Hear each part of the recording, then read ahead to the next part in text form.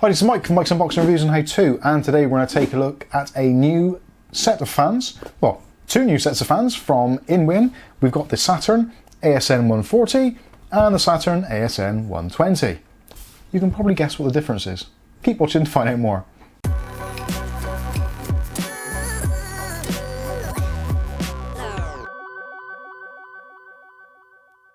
Okay, so these are the new fans from our friends over at Win, and they've been sent to me for review purposes. There is a slight downside, unfortunately. Win don't actually make a case, well, at least not one of their consumer cases, which actually fits 140mm fans. So I'm deliberately not going to put these into a case as of yet. There will be some follow-up videos with these fans, and we're putting them in various cases and trying them out in various situations to see what they're actually like in real-world use. This video is purely just an introduction, just to show you what they are, what they're like, and some of the lighting styles, those kinds of things. So let's get straight into it. So what are they? First of all, they are basically ready to go systems for RGB for your PC. Now if you want 140mm fans, go for the ASM140. If you want 120mm fans, go with the ASM120. If you want a combination of the two, it's not a problem. They all work with each other, and these fans can actually be daisy chained, so you can have kind of 6 fans or more all on one daisy chain. So if you're in the Peasant League and you've got a motherboard with only one fan header on, this is absolutely fine. You can plug into that single fan header and control all of your fans via PWM from the clever little control box, which we'll take a look at in a minute. So let's go with the little guys first of all. So this is the Saturn ASM120. Now this is a 3-pack. You can actually buy these individually as well if you wanted to. At the moment, in the UK, these retail for around about the £30 to £35 mark. So for a set of 3 addressable RGB fans with a controller, all that kind of good stuff, I think they're onto a winner. That's a really good price point as far as I'm concerned. Around about £10 each if you're buying them singly, which again, if you're adding up a system, maybe you don't want 6, you only want 4, or you only want 5, then it's really easy to do, and you don't pay a massive premium for just buying one fan, which is excellent. So specifications of these, so these are high airflow fans. They have got a RPM anywhere between 500, which is at the low point, and a whopping 1800 at the highest point. So these do have a little bit of noise to them, but not overly so. And again, at 1800 RPM, you would expect some noise, even if it's just the sound of the wind whistling through the blades. So fan size is 120 by 120 by 25. Rated voltage, 12 volts, which comes from the controller. Rated power, 2.64 watts each, and the addressable RGB is all rated at 5 volts. So this can be used with your standard 3-pin 5-volt addressable RGB headers. Awesome. As we said, fan speed is between 500 and 1800, all controlled via PWM, and the airflow is rated as a maximum of 77.17 CFM, which, yeah, basically they're going to move a ton of air. So let's go through what we get actually inside the packaging and take a look at them. So to start with, in this top section, we've got all of our cabling, wiring, controller, etc. So let's go through this piece by piece. So to begin with, usual suspects, we've got some mounting screws, 3 sets, obviously 3 fans. There is a addressable RGB connection, again, the 3-pin 5-volt type. There is a main system fan connection. Now this is the one with the 6-pin end, which will plug into the controller, and the other end will plug into the first of your fans. This is on a relatively long lead, so you don't have to have the first fan really slap bang next to the controller. Again, excellent stuff. There are 2 short leads for when daisy chaining, if you've got fans really close together. So if you're using this with a 120, a 240, or even a 360mm radiator, you can just loop these over and connect the fans really easily. And hopefully there'll be some B-roll so you can see how that all works. And also there is a much longer cable. So say for instance you've got a 3-fan setup, maybe you've got a micro ATX case and you've got 2 120s at the front of your case, and then you've got your last 120mm fan as exhaust on the rear. This cable can then be daisy chained. Just plug it into one of the fans at the front, run the cable down behind the back of your motherboard, and then you can plug the other end into your fan at the rear of the case. I've done this before in the Win 101C with some very similar fans from Win, and it works absolutely beautifully. Really simple cable management, and it's really easy to follow. You don't have to worry about all these RGB wires and all these fan wires everywhere and trying to get them into various controllers and headers.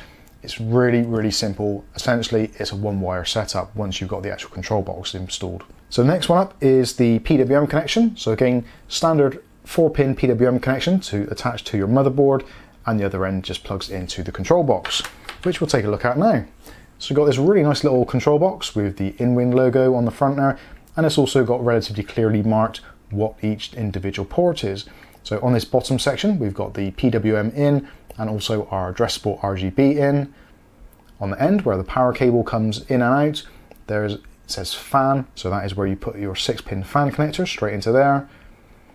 Moving around onto the other side, there's 3 connections, one of which you don't use, which is the speciality connector. That is for InWin's custom stuff, which they haven't told us about, and it actually isn't listed on their website, so maybe that's a surprise to come in the future. But there is a 2-pin connection there, so if you want to, you can actually wire this up to the reset button or a custom button on your PC case. So if you've got a motherboard, again, which is in that kind of lower leagues, it doesn't have addressable RGB on it, you can take control of the RGB with the reset button. So connect it up to this port, press the reset button on your case, and instead of resetting your PC, it will cycle through the lighting. And the last one on this side is the addressable RGB or digital RGB output.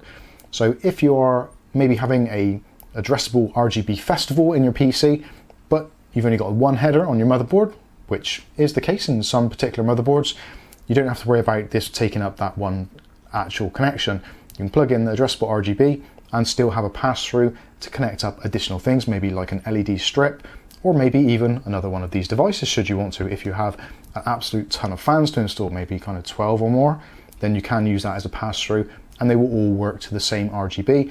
And again, they'll all work based on your motherboard's control, if you switch it to motherboard control, or from pressing the reset switch, all the fans or all of the LED strips in the system will all do exactly the same thing. So that's the wiring out of the way. Let's take a look at the fans. So in this section, we've got our 3 fans, and they've got this really nice kind of crystalline type side panel. So the ideal thing with this is it doesn't matter if you've got the fans facing down at the bottom of your PC, maybe pulling air in, maybe you've got them behind a radiator. It doesn't matter which way they face, you're still going to get plenty of RGB. And also, even if you've got it on a PC and the fans are side on like this, you're still going to get that splash of color coming through and being diffused through the side here. It is using a sleeve bearing in there, which is basically designed for long life, that kind of thing. Sleeve bearings generally work pretty well. They don't have the same kind of failures as you do with the fluid bearings, which over time will dry out, or sometimes they just leak a little bit and the fans start wobbling. So with a sleeve bearing, as long as you keep it nice and clean and relatively dust-free, it should give you an exceptional lifespan. Talking of the bearings, the fan blades themselves on here are all kind of crystal or opaque as well, so the RGB lighting will spill through those, through the fan blades and through to this crystalline exterior. The mounting section is all really nicely done, very chunky, very solid, and you've got shockproof grommets on there, so depending which way you mount it, doesn't matter, you've got these shockproof grommets on both sides to absorb all those vibrations and things like that. So really awesome, really nice looking fans. Standard size, so it's 120 by 120 by 25 mil. And on the top section, or bottom section, depending on how you look at it, this is where the connections are for your pass-throughs. So your incoming signal can go into either side, doesn't make a difference, and then you just daisy chain them off. So if I grab one of the cables, you can see how that works. So with your cable, all you do is plug it into one of the headers on the top there, which just clips into position. And say for instance on this we have got incoming signal on this side, we can then daisy chain this to the next fan in the system or in the loop or whatever it is you've got. So you can connect that together. So depending on what you've got, if you've got maybe a system where you've got loads of room on the front for 3 of these, but maybe you just want to use 2 and you want to space out a little bit, you don't have to have them directly stacked together, which some of the fans on the market now are starting to do that, where they kind of slot together to make a solid unit, which to me takes away some of the flexibility because you don't always want to have the fans kind of jammed together. So at least with this now, you can have a little bit of a gap. So if you've got like a 360mm front, but you only want to use 2 fans because you don't want to really put any air into the basement section, then you can stretch them out a little bit and have a little bit of a gap, which looks great. If you've got them like this, sometimes if you've got it in like a 3-system setup, you've got this blank section at the bottom which just looks weird from the outside. So having them spaced out a little bit just makes it look a little bit nice and gives you a little bit more flexibility. So obviously with the daisy chain setup, you can just keep on going. There are 2 of those cables connected, so you can have 3 connected very easily. And again, if you buy another pack, you do get the additional connections in there. So the single pack comes with 2 cables, 1 long, 1 short. These packs come with 1 long and 2 short. So you're saying, Mike, you said you can use these all together. Well, yes, you definitely can. So let's take the other set out and I'll show you how they can daisy chain together. Now, before I get too far into this kit, basically, even though the fans are different size, all of the included accessories are exactly the same. So you've got the control box, which actually I didn't mention before, there is actually a relatively large magnet on the back of there. So when you're putting this into the back of your PC, you don't have to worry about where you're going to put it. You can just attach it to some metal part of the chassis, ideally behind your motherboard tray.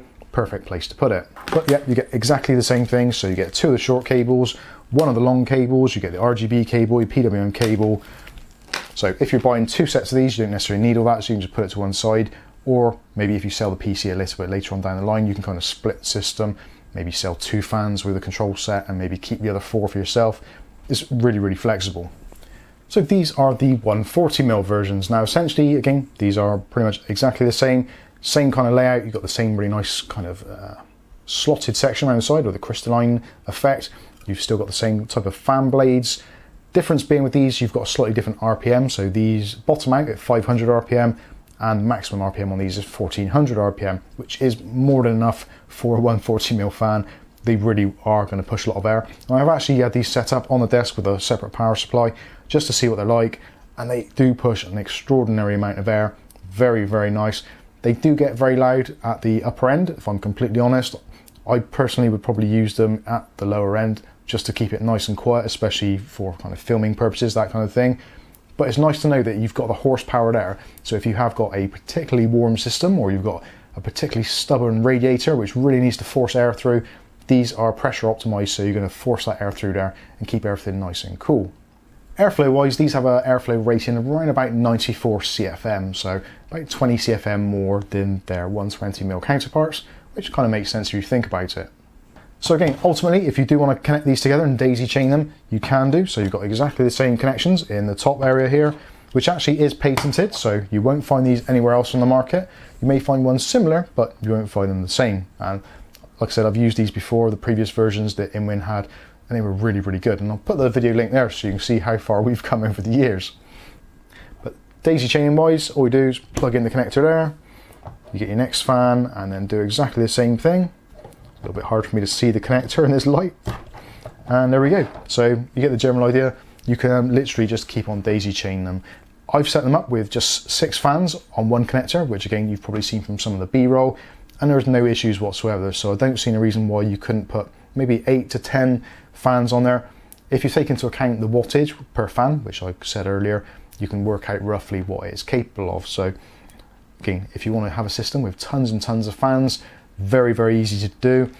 In my opinion, they look very, very nice. The RGB effect doesn't seem to do justice on my camera for some reason. I can't really pick up the kind of intensity of the colors. They are very, very nice looking, and certainly will give other fans, such as the ones behind me, a little bit of a run for their money, especially when those are basically 3 times the price for 3 120mm fans.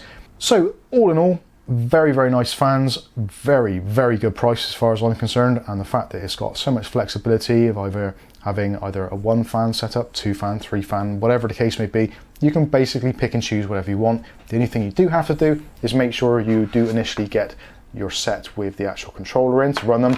You do not have any option to connect these directly to a motherboard via your standard means. You do have to go through a controller. So that is one downside, but the upside is you get so much more cleaner installation, 1 cable to connect all the fans, literally just daisy chain it around.